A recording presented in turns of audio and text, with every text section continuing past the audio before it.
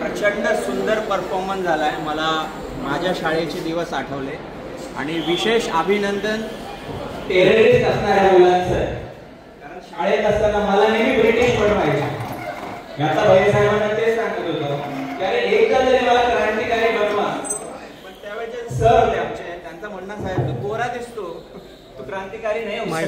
Mic त्यावेळी नेहमी वाटायचं की अरे या गोऱ्या रंगापेक्षा सावळा आपला भारतीय रंग असला असता तर किती बरं झालं असतं. त्यामुळे आज जे दोन मुलं सगळ्यांनी परफॉर्म छान केलं, पण विशेष अभिनंदन त्या दोघं मुलांचं, त्यांनी ती भूमिका स्वीकारली. असो, सन्माननीय व्यासपीठ, आदरणीय शिक्षक वृंद, आदरणीय मुख्याध्यापक सर, समोर उपस्थित असलेले विशेष करून उजव्या बाजूच्या कोपऱ्यातले आणि समोरचे निवृत्त शिक्षकगण जे त्या काळात पण कडक इस्त्री करून उभे असायचे, आज मला त्यांना बघून थोडं नॉस्टॅल्जिक वाटतंय.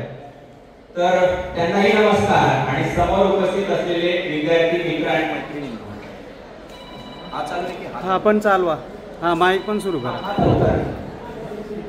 गोष्टी सांगण्यापेक्षा मला असं वाटतं की या शाळेचा विद्यार्थी म्हणून मी माझे काही अनुभव आज तुमच्या समोर मांडणार आहे. बघा तुम्हाला काय वाटतं है ना, त्यातनं काय घ्यायचंय काय सोडायचंय तो निर्णय मी तुमच्यावर सोडतो. तर आता मराठी सर एक म्हण आहे की बाळाचे पाय पाण्यात दिसतात. याचा अर्थ असा होतो की लहानपणीच ठरवून जातं बाबा की हा मोठा झाल्यावर असं असं करणार आहे. आणि ही म्हण आपण सर्रास म्हणत असतो इकडे तिकडे. मला आज तुम्हाला सर्वांना हे सांगावंसं वाटतं की ही म्हण म्हणा किंवा हे वाक्य अतिशय खोटं आहे. अजिबात त्याच्यावर कोणी विश्वास ठेवायचा नाही. कारण बालपण किंवा जन्मतः कुणीही माणूस काही टॅलेंट घेऊन येत नाही. तो जसजसा मोठा होतो, त्याला जसजसे अनुभव मिळत जातात, तसतसं तो डेव्हलप होत जातो, स्वतःची प्रगती करत जातो. यासाठी मी तुम्हाला एक उदाहरण देतो, एक गोष्ट सांगतो. हवं तर आम्ही ज्यावेळेस शिकायचो ना, तर त्या कोपऱ्यात बक्षीस समारंभ व्हायचा. माझ्या मित्रांना माहिती असेल किंवा आमचे जुने शिक्षक आहेत त्यांनाही ती कल्पना असेल, मला माहित नाही आता सध्या तो कुठे होता. तर त्या काळात ज्या मुलांना बक्षीस मिळायचं ना, तर त्यांना गुलाबी रंगाचं एक कागदाची चीट त्यांच्या शर्टला लावली जायची. आणि ही ट्रिक कोणी काढली होती, तर त्यावेळेचे जे फोटोग्राफर होते त्यांनी ते ज्या ज्या मुलांना फोटो काढायचे असतील आणि ज्यांनी 10 रुपये भरले त्या मुलांचा तो फोटो काढायची ओळख होती. मला दरवर्षी वाटायचं याला ही गुलाबी चीट असली पाहिजे बरं का आपल्या शर्टला. 10 रुपये नव्हते, कदाचित घरी मागितले असते तर मिळाली असते, पण प्रश्न 10 रुपयांचा नव्हता. प्रश्न होता बक्षीस मिळवण्याचा आणि ते गुलाबी कागद घेण्याचा. 5वी गेली, 6वी गेली, 7वी गेली, अरे 10वी संपली ती वेळच आली नाही. मला कधी तिथे बक्षीस मिळालं. त्यानंतर अनेक वर्ष मनात ती खंत होती की बाबा अरे असं काय, आपले प्रयत्न अपूर्ण पडले किंवा काय झालं, आपल्याला कधी बक्षीसच नाही मिळालं तिथे. त्यावेळी विचार केला आणि विचार केल्यानंतर असं लक्षात आलं की ती चीट आपल्याला का हवी होती, तो फोटो आपल्याला का हवा होता. तर तो फोटो आपल्याला जगाला दाखवायचं होतं की मला बक्षीस मिळालं असं होतं का, किंवा इतरांना मिळतो म्हणून आपल्यालाही मिळायला पाहिजे अशी ईर्ष्या होती का. असे अनेक प्रश्न होते. आणि मला असं वाटलं की यार आपण तरी स्वतःला प्रामाणिकपणे प्रश्नच विचारला नाही. आपण विचारलंच नाही की आपल्याला हे का हवं. मग ज्या दिवशी हे लक्षात आलं आणि स्वतःला प्रामाणिकपणे प्रश्न विचारला, त्यावेळी लक्षात आलं की मला हे जगाला दाखवण्यासाठी नाही, हे मला स्वतःसाठी हवं. मला स्वतःला सिद्ध करायचं आहे. जग काय ते आपण बघणार आहे. त्याच्यामुळे आपली स्पर्धा स्वतः बरोबर असावी असं मला असं वाटतं. त्याच्यामुळे नंतर गुलाबी प्लेट काय तो गुलाबी कागद असू दे किंवा फोटोग्राफ असू दे, तुम्ही कार्य असं करा की लोक स्वतः समोर येऊन तुमच्या सोबत सेल्फी काढतात. विद्यार्थी मित्रांनो, काय असतं ना, बऱ्याचदा आपण फार अपेक्षांचा बोजा घेऊन वागत असतो, पण गोष्टी अतिशय सोप्या असतात. लहानपणी आपण ठरवलेलं नसतं काय काय होणार आहे किंवा काय. इथे माझे मित्र आहेत निलेश पोर, आम्ही दोघं इंजिनिअरिंग कॉलेजला होतो शहाद्याला, आणि माझा अजिबात इंजिनिअरिंगला इंटरेस्ट नव्हता. पण काय सगळे मित्र जात आहेत, कोणी मेडिकलला गेलं कोणी इंजिनिअरिंगला गेलं, तर चला आपण गेलो. आणि नंतर मग त्या गोष्टी लक्षात आल्या की अरे आपला कल वेगळा आहे, पण तो कल शोधेपर्यंत खूप वेळ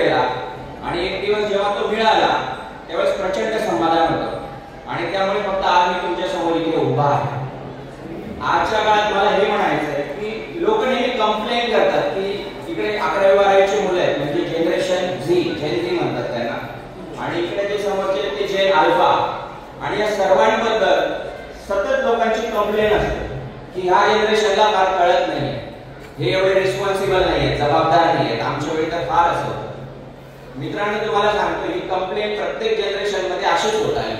जुने लोक नव्याला आवडतात, पण मी प्रचंड आशावादी. मला असं वाटतं की फक्त काळ बदलतो, टूल्स बदलतात, हत्यारं बदलतात, पण जनरेशन तीच असते. त्यांनी जर प्रयत्न केले तर त्यांना यश निश्चितच मिळणार असते. अरे आमच्या वेळी तर एखादी गोष्ट माहिती करून घ्यायची असली तर आम्ही एखादा संदर्भ ग्रंथ हाताळायचो, लायब्ररीत तास बसायचो किंवा एखाद्या शिक्षकांकडे जायचो, त्या क्षेत्रातलं त्यांना जर काही नॉलेज असेल त्यांना विचारायचो, तेव्हा कुठे त्या प्रश्नाचं निरसन व्हायचं. आज तुमच्यासाठी किती सोप्या आहेत गोष्टी, म्हणजे बोटाच्या एका क्लिकवर गुगल आणि आता तर AI सगळ्या माहिती तुम्हाला उपलब्ध आहे. म्हणजे लोक नासा, इस्रो हे काय शक्य, साखळीत बसून तुम्ही चंद्रावर जाऊ शकता. तर मीडिया काय चीज आहे, प्रयत्न केल्याने सगळं शक्य होतं. आता तुम्ही म्हणाल आता याला बक्षीस मिळालं ना म्हणून असं, पण असं नाहीये मित्रांनो. 20 वर्ष गेल्यानंतर ते बक्षीस मिळालं, मधल्या काळातही मिळालं, पण आज हा पुरस्कार मिळाल्यानंतर विशेष आनंद होतोय. आणि विशेष आनंद यासाठी आहे की शाळेने या ठिकाणी बोलवलं, सत्कार केला, इतका बहुमान दिला. थोडं भावनिकही वाटतंय, जुने दिवसही आठवत आहेत. पण आपण म्हणतो ना भूतकाळात जास्त रमायचं नसतं, कारण भूतकाळात रमल्यानंतर माणूस फक्त टाइमपास करू शकतो. शेवटी माणसाचं लक्ष हे भविष्य काळाकडे असतं.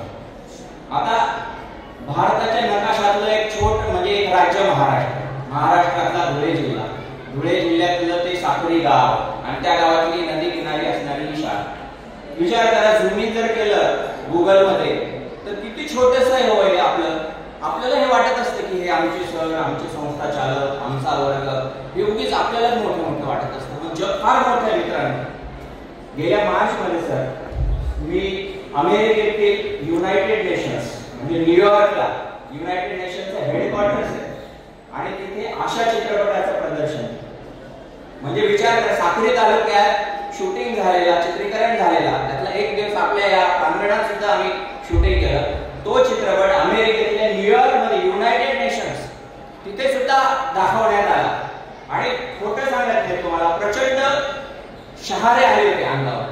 आणि त्यावेळेस हा विचार येऊन गेला होता की आईला काय रे वाव कथा लागत होता आपण ते सांगले ना 15 काढणार.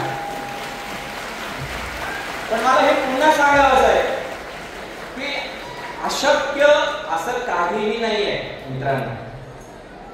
बोलण्यासारखं बऱ्याच गोष्टी, त्यासाठी तुम्ही मला पुन्हा एकदा बोलवावं आणि विशेष वेळ द्यावा, पण फार वेळ घेणार नाही. तुम्हा सगळ्यांचे धन्यवाद. भोसले सरांनी फोन करून निमंत्रित केलं, आग्रह केला त्यांचा की तुम्ही याच, त्यामुळे त्यांचे आभार. सगळे शिक्षक तुमचेही आभार. आणि छान वाटतंय, म्हणजे वाटत नाही की 40-400 किलोमीटरचा प्रवास करून आपल्याला आपल्या गावी जायचं. फक्त तेवढ्या गोष्टीसाठी इथे आलो, तोही आनंद काही कमी नसतो. मला सगळ्या विद्यार्थी मित्रांना शुभेच्छा द्यायच्या आहे आणि त्यांना म्हणायचं आहे की अरे अशक्य काहीच नाहीये, फक्त प्रयत्न करा. आणि जाता जाता बरोबर आज मराठी चित्रपट दिग्दर्शक म्हणून मराठीच्या मुद्द्याला हात लावला नाही तर मग काय आहे. सध्या सगळीकडे फार चर्चा चालू नाही का, मराठीची गळचेपी होतीये, मराठी माध्यमात मुलांना जर शिकवलं नाही तर काय होणार, काय मागे पडतो, काय होणार आहे, किती मागे पडणार आहे. अजून काय पाहिजे तुम्हाला. युनायटेड नेशन्सला जाऊन आला, राज्य पुरस्कार मिळाले, बडाया मारत नाहीये, पण मराठी माध्यमच होतं ना. आणि तुम्ही जर आता इंग्रजी बोलायला लावत तर तेही सगळे अतिशय छान पद्धतीने बोलू शकतो. त्याच्यामुळे भाषा हे फक्त माध्यम आहे. इथे काही पालक मंडळी बसली आहेत, त्यांनाही सतत चिंता असते मुलांच्या भविष्याविषयी. विद्यार्थ्यांनाही वाटते की आपण या स्पर्धेत मागे राहू का, असं काही नाही. भाषा ही फक्त प्रकट होण्याचे एक माध्यम. तुमची भाषा जर, तुमची मातृभाषा जरी स्ट्रॉंग असली आणि त्यातले बेसिक गोष्टी जरी तुमच्या क्लिअर असल्या तर तुम्ही सगळ्या जगाचा इतिहास, भूगोल, सायन्स, अर्थशास्त्र सगळं समजून घेऊ शकता. त्यामुळे मित्रांनो, आपण मराठी माध्यमात शिकतोय, त्यामुळे कमीपणा तर अजिबात बाळगू नका. मी तर म्हणेल की अभिमान बाळगा. भाषा आपण शिकतोय, आपली बोली भाषा. मला कधी कधी फार कौतुक वाटतं की शिवाजी महाराज जिजाऊंना कोणत्या भाषेत बोलत असतील? मराठीत ना. काय सांगत असतील? पु ल देशपांडेंचं एक भाषण मी ऐकलं होतं, त्यात त्यांनी म्हटलं होतं की मला फार गंमत वाटते. सोयराबाईंनी शिवाजी महाराज म्हणत असतील की अरे आजचं पिठलं फार चांगलं झालं नाही बरं का, थोडंसं मीठ चांगलं झालं. अहो, जर त्या राजाने ती भाषा बोलली आहे, जिला अभिजात भाषेचा दर्जा मिळाला आहे देशभरात, किती निवडत, त्या भाषेविषयी आपण न्यूनगंड बाळगण्याचं अजिबात काही कारण नाही. मला उपदेश द्यायचा नाही, पण जाता जाता या दोन गोष्टी सांगायच्या होत्या. तुम्ही सर्वांनी इथे बोलवलं, बोलण्यासाठी वेळ दिला, इतका छान सत्कार केला. तुम्हा सगळ्यांचं मनपूर्वक अभिनंदन आणि आजच्या या स्वातंत्र्य दिनाच्या तुम्हा सगळ्यांना शुभेच्छा. जय हिंद, जय महाराष्ट्र.